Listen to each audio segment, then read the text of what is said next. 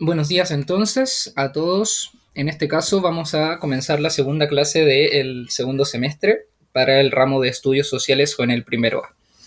En la clase pasada estuvimos trabajando con el video de Algo habrán hecho por la historia de Chile, el capítulo 5, el cual nos llevaba de vuelta a la época de los ensayos constitucionales, ¿verdad? Periodo que vimos correspondía desde 1823 hasta 1831, donde luego en el fondo comenzaba esta república conservadora, ¿verdad? Entonces, hoy día volvemos a retomar los contenidos de los ensayos constitucionales y vamos a analizar un poco cómo funciona este periodo desde dos vertientes diferentes. Primero vamos a ver un PowerPoint, que es el que ya está proyectado, en el cual vamos a trabajar desde la base de los personajes importantes, ¿verdad? Nos vamos a enfocar en quiénes eran, en el fondo, los personajes que tuvieron la batuta durante este periodo histórico. Y luego nos vamos a enfocar en otro PowerPoint, el cual nos muestra principalmente cómo se da el periodo histórico en general, cuáles son las características del periodo histórico, más allá de los personajes particulares, ¿verdad? Entonces vamos a eso. Bueno, habíamos dicho que existían tres personajes esenciales durante el proceso de organización de la República, el cual comentábamos se daba desde la abdicación de Bernardo Higgins, ¿verdad?, de 1823, hasta lo que será en 1830 la batalla de Lircay, ¿cierto? Bueno, en este periodo de tiempo hemos conversado ya que Chile se encuentra realizando varios intentos de organización política, ¿verdad? Y todos estos intentos de organización política van de la mano de corrientes distintas, ¿cierto? En el fondo hablamos de estas corrientes distintas en el sentido de que son pensamientos políticos distintos.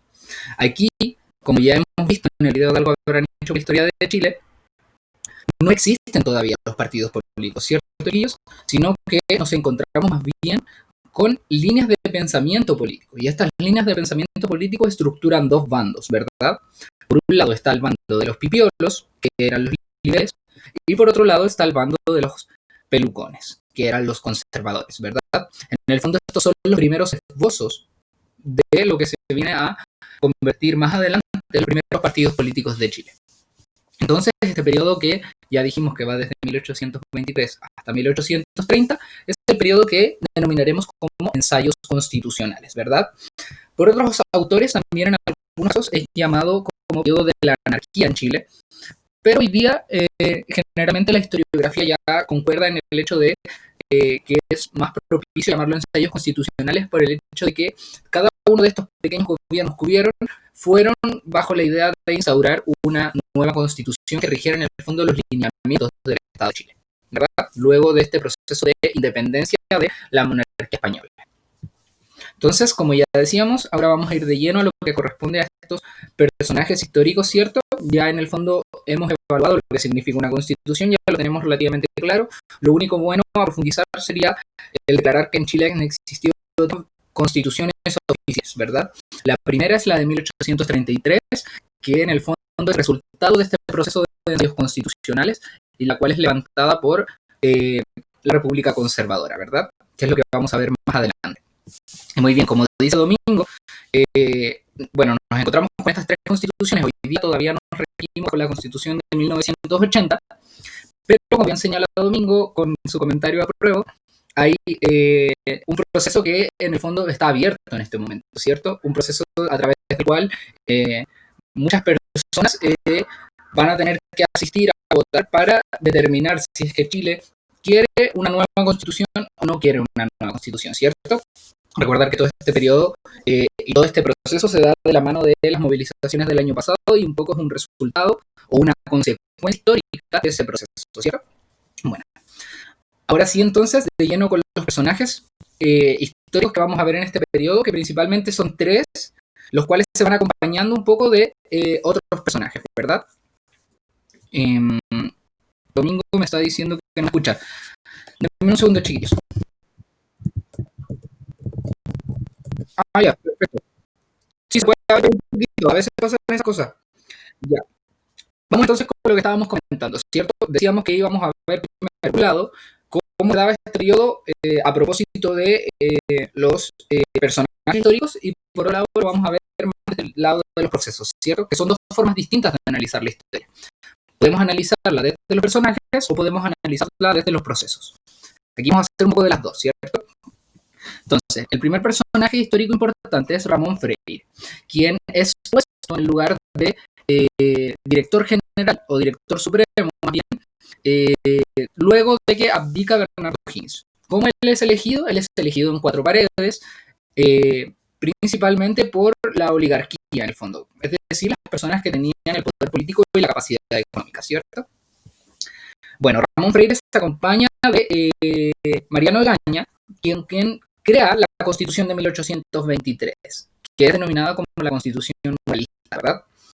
Esta es la primera constitución que se levanta desde el territorio chileno, pero nunca fue oficializada y por tanto no se considera dentro de las constituciones oficiales que han habido durante este periodo, ¿cierto? Bueno, la principal característica tanto de Ramón Freire como de Mariano Egaña y su constitución era la virtud de colocar a los ciudadanos en el fondo como fuente de progreso, ¿cierto? Se mezclaban en ella elementos políticos, religiosos y morales, y tenía ese énfasis en que sean los ciudadanos los que debían hacer que Chile se levante como un país próspero, ¿verdad? Eso entonces con este primer periodo de Ramón Freire, ¿verdad? Luego, hay que señalar que el periodo de Ramón Freire se da desde 1823 hasta 1826, ¿verdad? Son 3 añitos. Pasan estos 3 años y desde 1826 a 1827 nos encontramos con un segundo personaje histórico muy relevante para esta época. ¿Quién es? Manuel Blanco Encalada. Manuel Blanco Encalada fue el segundo presidente durante este periodo histórico y durante el mandato de este se confeccionó otra constitución. Y esta constitución era de tipo federal. Cabe señalar, y para que vayamos haciendo un poco de memoria, cuando hablamos de un Estado federal, hablamos de un Estado que tiene más de un Estado, como el Estado argentino, el Estado estadounidense. Esos son ejemplos de Estado federal. Es decir, que tienen un gobierno central, pero el gobierno central entrega poder a otros estados más locales, como lo que vendríamos a conocer como las municipalidades, por ejemplo, en Chile. Solo es que en Chile sí existe este Estado central. En Chile tenemos un Estado unitario y por eso. Bueno, esta constitución que tenía carácter federal fue creada gracias a José Manuel Infante, quien es la personita que está aquí al lado. José Manuel Infante en el fondo acompaña a Manuel Blanco Encalada como, por decirlo de alguna manera, como el cerebro de esta constitución, ¿verdad? De esta constitución federal. Pero ya sabemos que esta constitución federal también solo queda en un ensayo, ¿cierto? Y su característica principal en ese sentido es la de reorganizar el país, tomando como ejemplo el caso de Estados Unidos, ¿cierto? Que decíamos también que era un Estado federal. Este tipo de constitución, esta constitución federal, fue rechazada, en el fondo, ¿verdad? Y además dio paso a una serie de desórdenes políticos y económicos entre liberales y conservadores. Liberales y conservadores en este momento comenzaron a tener una pugna muy fuerte que los llevó hasta una guerra civil más adelante, ¿verdad?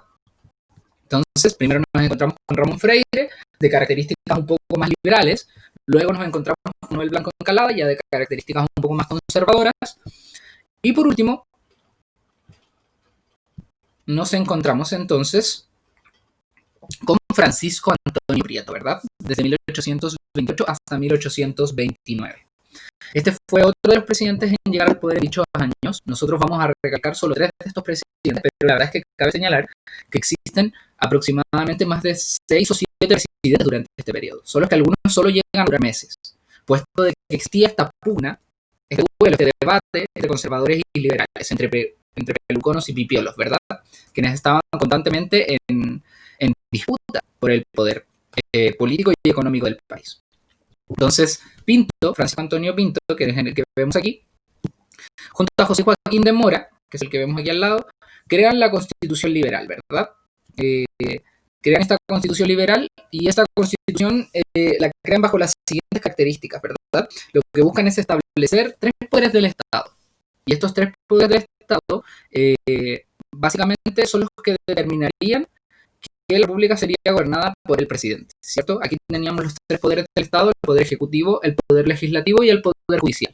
Ya es primera vez que se habla entonces de 3 poderes del Estado, que es algo que persiste hasta el día de hoy en nuestra Constitución, ¿verdad? Bueno, entonces señalábamos que teníamos en primer caso a Ramón Freire desde 1823 hasta 1826, el cual crea esta constitución moralista, ¿verdad? Basada en la moral de la Iglesia y en la moral religiosa. Luego nos encontramos entonces con Manuel Blanco Encalada, ¿cierto? Desde 1826 a 1827, quien da paso a esta Constitución Federal, que tampoco llega a funcionar, ¿cierto? Y por último, nos encontramos con eh, Francisco Antonio Prieto, ¿verdad? Desde 1828 hasta 1829, quienes dan paso a esta Constitución liberal. Y así tenemos estos tres ensayos constitucionales, ¿verdad? El de 1823, el de 1826 y el de 1828, ¿cierto? Estos tres ensayos constitucionales, la Constitución Moralista, la Constitución Federal y la Constitución Liberal, son las que dan paso y las que en el fondo sientan las bases para la Constitución que se levantaría en la República Conservadora el año 1833, ¿verdad? Bueno, eso es lo que corresponde a los personajes históricos de este periodo. Si es que nosotros queremos analizar la historia desde los personajes históricos y desde los personajes relevantes para la política y la economía, nos encontramos con estos tres personajes, ¿cierto?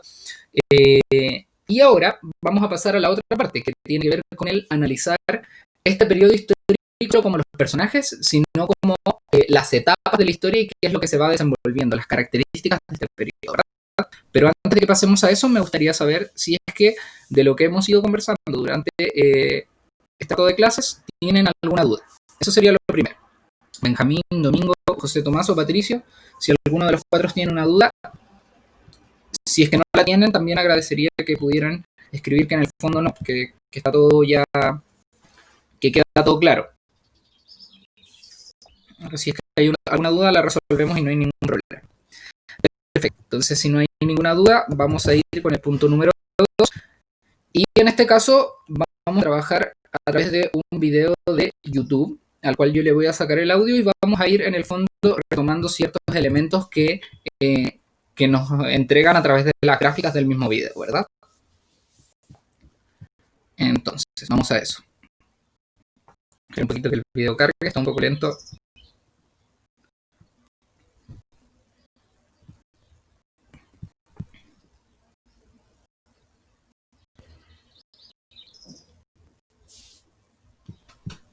Los ensayos constitucionales. Denme un segundito, chiquillos. El proceso de independencia. Y más fuerte aún, desde la abdicación.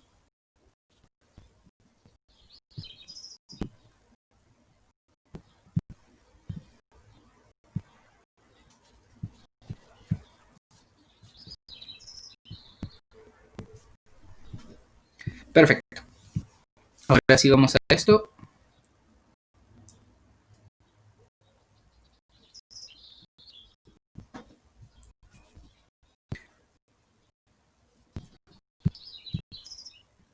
Entonces, en primer caso, ¿verdad? Vamos a ver entonces ahora la parte de los ensayos constitucionales, es decir, el periodo de 1823 a 1830, pero como decíamos, analizado desde una vertiente o desde una postura en la cual la historia observa principalmente los procesos más que los personajes en particular, ¿verdad?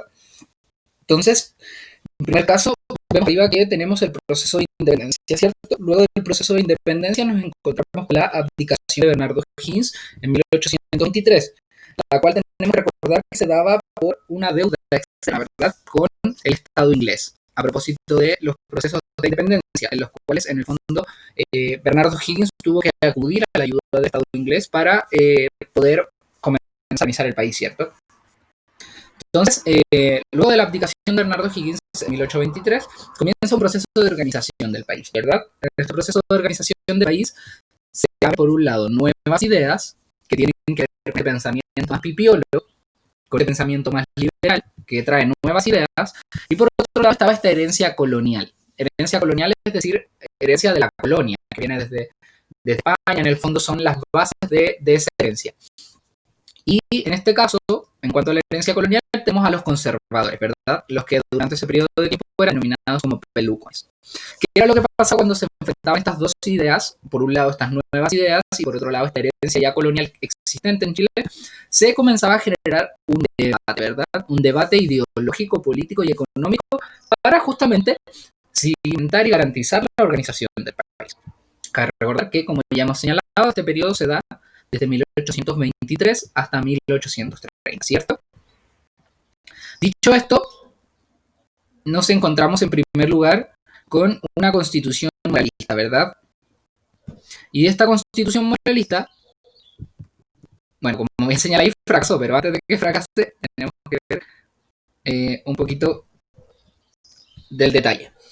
Entonces, esta constitución moralista, firmada en 1823, fue levantada de la mano de Ramón Freire y Juan Araña, como ya habíamos visto bien. ¿Qué es lo que establecía? Por un lado, establecía que el Ejecutivo, es decir, el Director Supremo, en este caso Ramón Freire, se tenía que elegir, o sea, cada 4 años, ¿verdad? Cada 4 años se tenía que elegir esta figura, que en el fondo es como lo que hoy día conocemos como presidente. Por otro lado, también establecía un poder legislativo, que era un Senado conservador permanente, ¿verdad? Aquí tenemos 2 poderes, en este caso, el Ejecutivo y el Legislativo, pero no contamos con el Poder Judicial, a diferencia de la última constitución que vamos a ver en este periodo.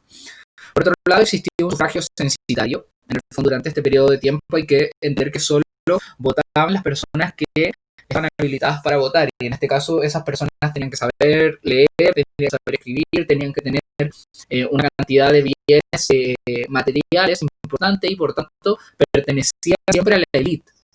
No votaban todas las personas, y mucho menos las mujeres, ¿verdad?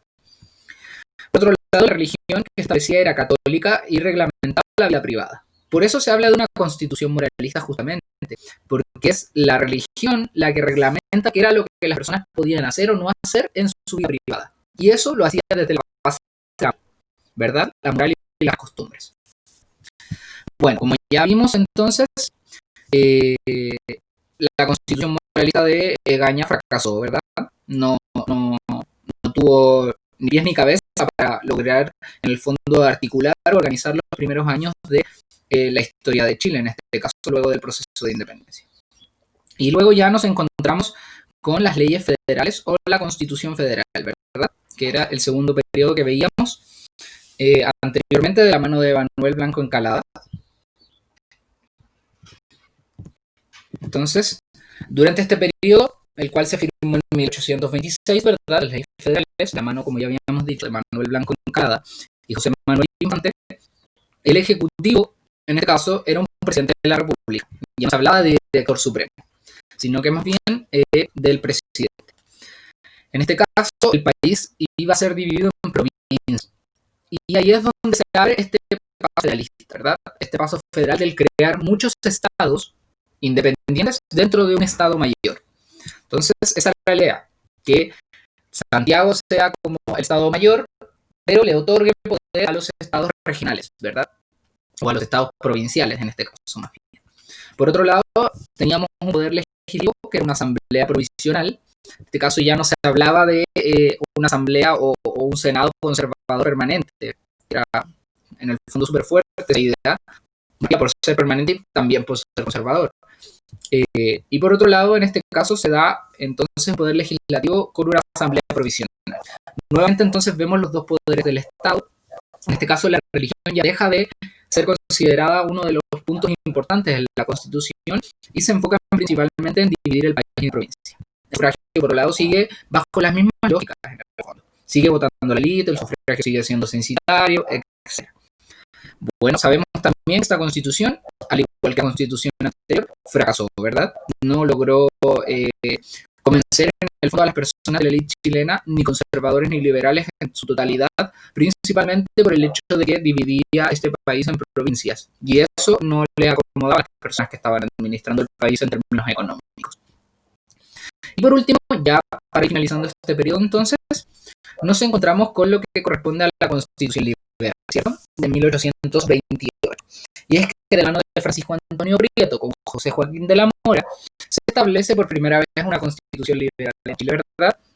La cual sabemos que también fracasó, no logró oficializarse. Ninguna de estas constituciones de este periodo de ensayos constitucionales logró en el fondo establecerse como una buena constitución, una constitución que diera el ancho, pero en este caso ya se empezó a hablar de poderes del Estado, ¿verdad?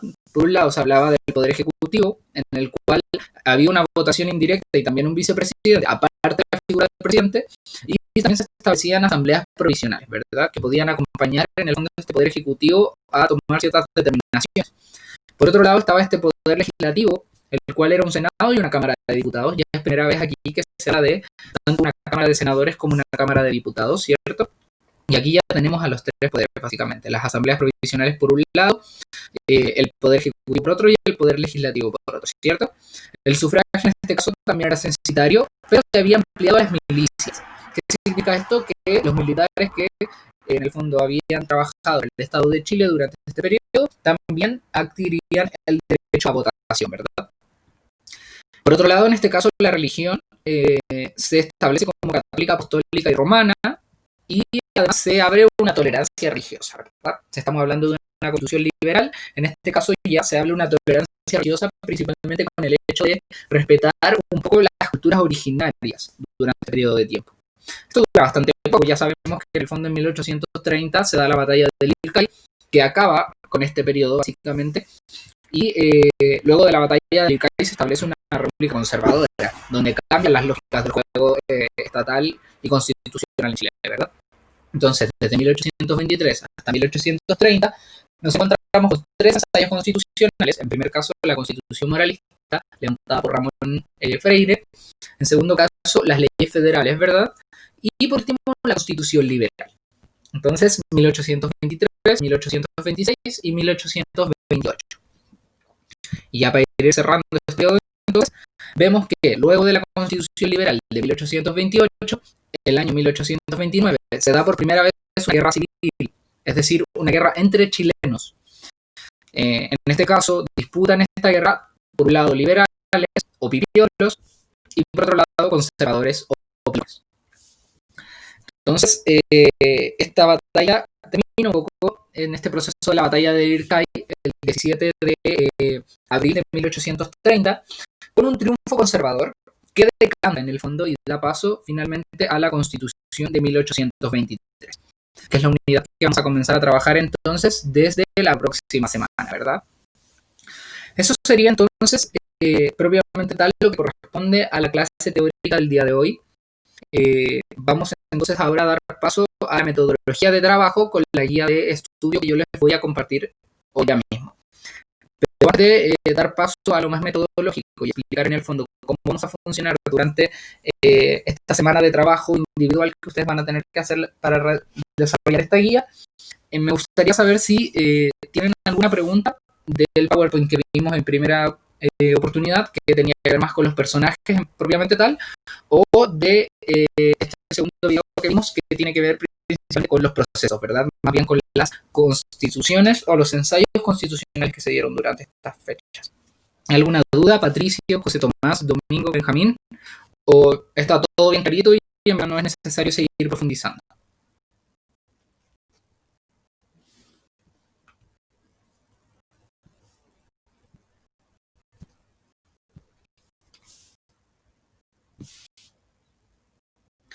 Perfecto, vamos a dejar el silencio como parte de el que está todo claro. Así que vamos a dar entonces por finalizada esta parte teórica de la clase, ¿verdad? Todavía nos falta ver lo metodológico, que va a tener que ver con cómo vamos a trabajar de aquí en adelante, ¿verdad? Pero eso no está en la grabación, porque si no, esta grabación después va a